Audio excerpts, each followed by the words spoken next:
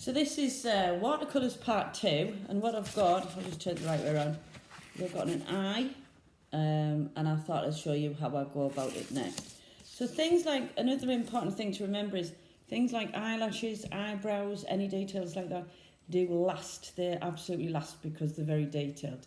And I would say that goes for acrylic painting, oil painting, any sort of painting that you do really. So leave details like that till last. So what I'm going to do, I've got a little bit of flesh tone on there, but I'm going to start and deepen that now. So what I'm going to do, I've got my paints here, so I've got my white that I've mixed, because this is, at the moment we're doing a white flesh tone. And just bring that over a little bit. Yep, so I've got my white, I'm adding a bit of yellow, and a bit of red in there. So your white, yellow and red for your basic tone. But now I'm wanting to dark it up a bit. So I'm going to add a little bit of this brown, a little bit of this brown at the bottom as well. And what I'm going to do is I'm going to start and add it on just in sections now. So this is not wet on wet, this is just, I'm putting colour on like that, just where I want it to be darker. And you can then tease that out. So you can keep adding layers and layers of watercolours, so satisfying to do. So I'm just going to tease that out there, and there we go. And actually, if you look, it doesn't really disturb the light areas underneath. And another thing I found interesting was you can actually do a watercolour glaze, which I didn't know about. So you use, basically, you use plenty of water. Okay, so if I wanted that area warmed up, what I'm going to do is just do a really transparent yellowy glaze over it. And it won't interrupt the colour underneath, it will just make it much a warmer flesh tone. So that was a really good thing that I learned as well.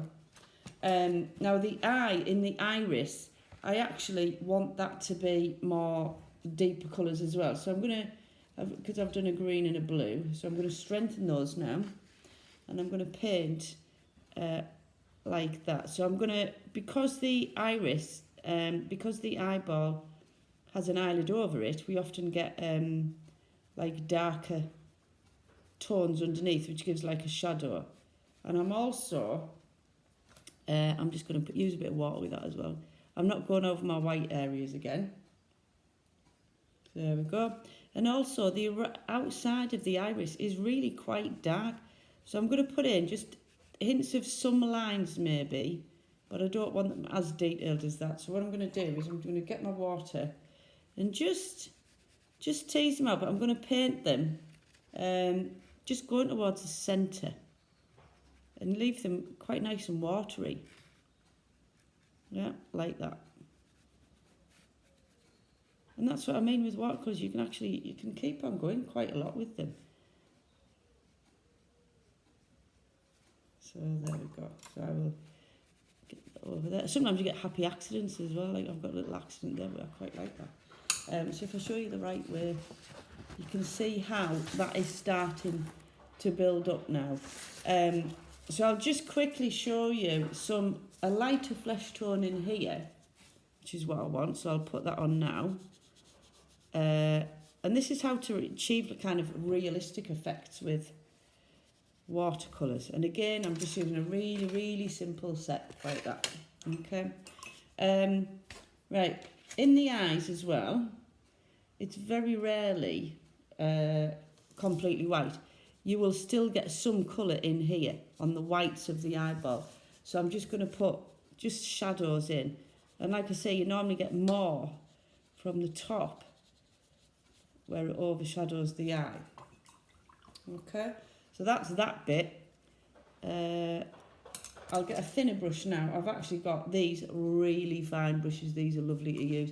I think this is like a size, sorry you can't see that. This is like a size 1 brush. And they're just so useful for things like this. So, only when your painting is dry, and that isn't, can you do things like eyelashes or eyebrows. So I'm just going to do the little tear duct in the corner of the eye while I'm waiting for that to dry. And I'm just going to add a little bit more pink there. Okay, and a little bit more pink under the eye like that. So I'm going to put a little bit more pink glaze underneath actually.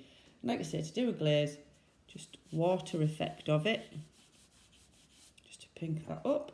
And I might even do just inside the eyes there, where you're going to get an inner eyelid.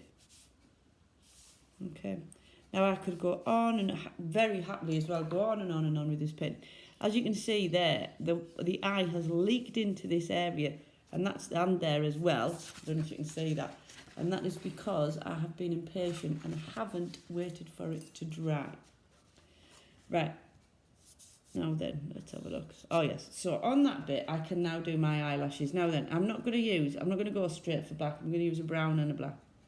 A mixture of brown and a black. Black's too black sometimes for things like this. So what I'm going to do is go underneath my eye. Underneath the eye, like that. Make sure you... And try and do it really quite watery.